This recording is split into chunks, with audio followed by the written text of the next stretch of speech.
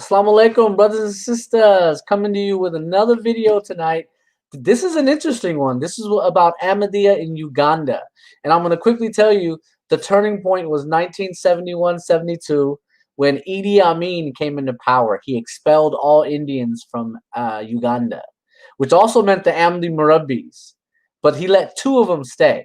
That's why today the Ahmadi in charge of Uganda is a local, is a black African Ugandan man who doesn't seem to be an imam, a missionary, none of that. He doesn't seem to know any of that. So with that introduction being said, I'm going to share the screen and go right into my essay. Okay, so here's Ahmadiyya in Uganda. And as you know, I've said this in two other videos.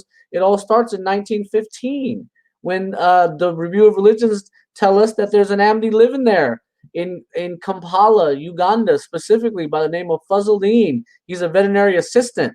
This Fazl Din is at some Eid, and he says he gets people to send money to Qadian or commit to that.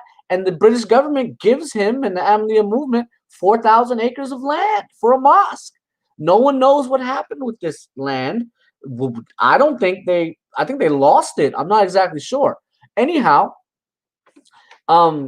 that's how it all started in Uganda with the British government, right? And it seems like most of the Muslims even at that mosque have quit Ahmadiyya by 1940s. It was over. It's game over. By 1947, there was no Ahmadiyya mosque in Uganda. There's no place of worship.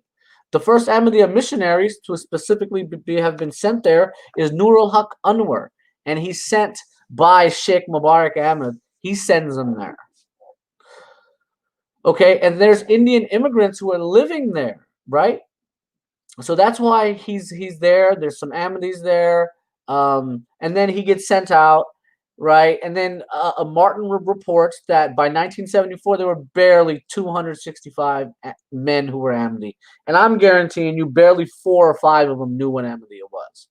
By 2019, 2020, the Khalifa, Mirza Masroor Ahmad, claims 800 Ugandans converted to Ahmadiyya in 1 year, which is a lie. That's a lie. And the Emir, missionary in charge, is a guy named Al-Hajj Muhammad Ali Khair, which I hope I'm pronouncing that right. He seems to be a local. He also seems to be the first ever local African in East Africa to be in charge of the Jamaat in the whole country, which I'm sure there's a lot of oversight, a lot, from next door, and etc. And apparently he also watches over Rwanda, which I'm going to do another essay on Ahmadiyya in Rwanda. So, funny thing, when Idi Amin took over, he deported all the Indians. So the Ahmadis in the East African times, they gave him loyalty. They said, no, we're loyal to whatever government we live in. Please let us keep our Murabbis. He said no, but he still allowed 2 of them to stay, right? No one knows what happened with them. So anyhow, everything else is pretty much the same. There were other medical missionaries sent to Uganda and Kenya, East Africa. Another one is Commander Dr. Abdul Latif. Another one is Nawaz Khan. There's barely 2 places of worship in all of Uganda that we found. Maybe there's some buildings, some mission houses, but the main is in Kampala or in the surrounding areas of Kampala. We think the mission houses, and the mosque is in Jinja, which is where the Nile River starts. So just a little background. Islam in Uganda, it goes back to the Islamic empires that were there but before the British showed up. Nowadays, there's only 14% of Uganda is Muslim. The rest are mostly Christian. So it proves that the Christian missionary system works. You can go to any country, sell them whatever, and they'll buy it. They need food, education, and medical treatment. So that should be totally understood. And then, so this is further inland, right? But they also heard about the Qadianis. They knew, some of the Muslims probably knew what was going on, and etc. So goes back to Sheikh Mubarak Ahmad. He showed up 1934, right? And then he sends. It was later where he sends Nur-al-Haq in 1945, and then Nur-al-Haq, he gets there. But then he leaves 2 years later. The reason is totally unknown. A newspaper was started in 1957 called The Voice of Islam. And in 1958, in our foreign missions by Mubarak Ahmad, he said there's one mosque. He doesn't even refer to any other mosque. And that might be the mosque that they were given in 1915. I tend to think so. Not exactly sure, right? And then 1961, Nur-al-Haq comes back. In 1962, Uganda gets independence,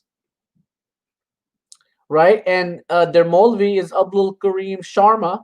He's at Jinja, Uganda. And this is where the greatest concentration of Ahmadis are. And at this point, they don't seem to have any mosque in Kampala. Maybe it's under construction. We don't know. So Fisher reports in 1963 only one Ahmadiyya place of worship, Jinja. And then he says the Ahmadiyya Mosque in Kampala, it opened in 1957. Or no, the foundation was laid. It took 6 years to build it. And Muhammad Zafrullah Khan came to Uganda and opened it 1963. Is that interesting? Right? So the second mosque in the Kampala area is completed in 1966. In 1968, Sufi was working in Kenya as the Emir, missionary in charge. They're independent now. Sheikh Mubarak Ahmad has left. He's left East Africa, right? Idi Amin comes into power in 72. We all know what he does. He kicks out all the Indians. In 1974, there's barely 1,000 Ahmadis in all of Uganda, right? In 1988, the first ever Jalsa Salana of Uganda is held. The Khalifa visits Uganda in 2005. He gives a speech in Urdu, which no one understands. That's hilarious. They comment on the Ugandan culture in 2018. The 32nd Jalsa is held in 2020. Okay, Humanity First is out there working, and they get money from the Ahmadiyya movement to do schools and academies and medical and whatever. They also had a group graduate from Jamia. So here's all the data. And ladies and gentlemen, with that being said, a very quick video on the history of Ahmadiyya in Uganda. Nailed it. Ladies and gentlemen, that being said, Assalamu alaikum and peace out.